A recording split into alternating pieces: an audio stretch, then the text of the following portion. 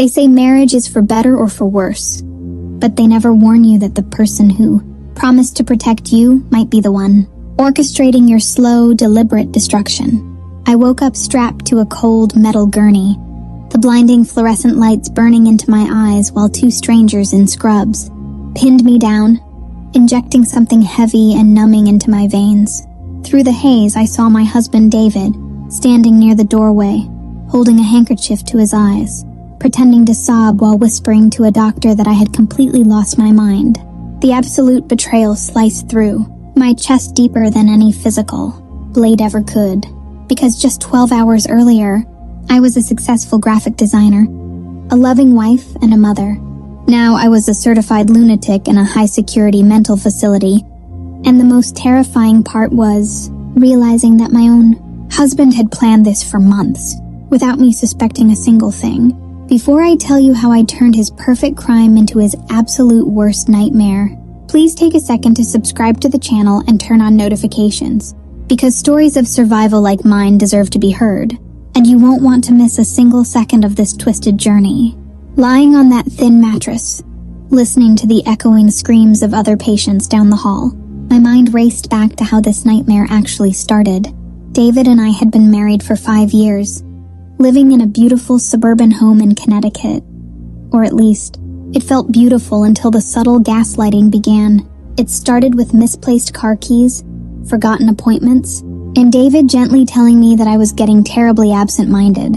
Then, it escalated to him showing me emails I had supposedly sent, but had absolutely no recollection of writing, and bank accounts drained of funds that he claimed I spent during midnight manic episodes. I genuinely started to doubt my own sanity, weeping in his arms while he comforted me, whispering that he would always take care of his poor, sick little girl. I didn't know that he was secretly drugging my morning coffee with heavy sedatives to make me confused. Nor did I know he was having a passionate affair with our real estate attorney. Chloe and needed me declared legally incompetent so he could seize my inheritance and our house. The heavy sedatives kept me compliant for the first 2 weeks in the asylum, turning my brain into absolute mush while David played the role of the grieving, heartbroken husband to our mutual friends and family. Every time he visited, he would lean down, pretend to kiss my cheek, and whisper that I was going to rot in this place forever while he enjoyed my fortune. The anger that ignited inside me during those whispered threats became my ultimate saving grace, burning away the chemical fog and replacing it with a cold, calculating desire for absolute vengeance. I realized tears wouldn't save me, so I stopped fighting the nurses, took my medication but secretly hid the pills under my tongue to spit them out later, and became the most cooperative, angelic patient the facility had ever seen. I befriended an elderly nurse named Martha, who had worked there for 30 years and possessed a deeply compassionate heart that hadn't been hardened by the institution. Over evening tea, I didn't claim I was sane, because crazy people always say they are sane. Instead, I showed her my sketches, spoke rationally about my life, and slowly let her see the glaring inconsistencies in my admission paperwork. Martha began to look into my file out of pure curiosity and discovered that the private doctor who signed my commitment papers was actually a close college friend of David's. When she secretly brought me a burner phone one rainy night, my heart hammered against my ribs so loudly I thought the guards would hear it, knowing this was my one shot at freedom.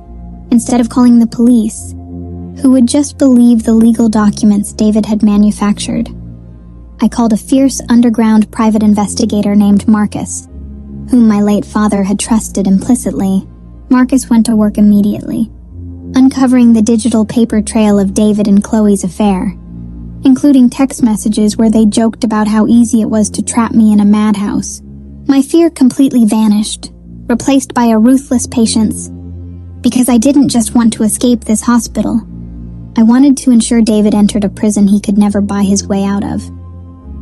By the second month, the facility director declared that I was making miraculous progress, which forced David to schedule a mandatory legal evaluation at our home to determine if I could be released. Under his strict guardianship, he thought he had the upper hand, believing the lingering drugs in my system and his carefully prepped Dr. Friend would easily convince the state evaluator that I needed permanent institutionalization. When the transport van dropped me off at our house, David welcomed me with a fake, tearful embrace for the cameras he had secretly installed, but his eyes were filled with pure malice and arrogance. He had no idea that Marcus had spent the last 3 weeks hacking into those exact security cameras, redirecting the live feeds to an offshore server, and placing hidden microphones in David's private study.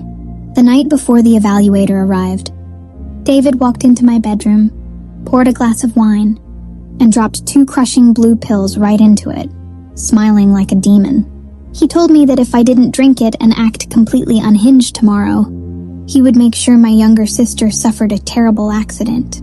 My hands shook with rage, but I looked him dead in the eye, swallowed the wine, and watched him smirk as he walked out, completely convinced he had won.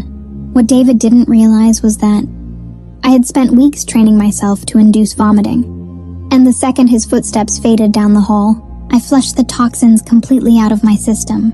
The next morning, the state evaluator arrived, accompanied by David's corrupt doctor friend, ready to seal my fate forever. David began his rehearsed speech about my tragic mental decline, but I remained perfectly poised, entirely articulate and completely calm, shocking everyone in the room. Before David could even attempt to interrupt, Marcus walked through the front door, accompanied by 3 state police detectives, and a federal prosecutor carrying a laptop that changed everything.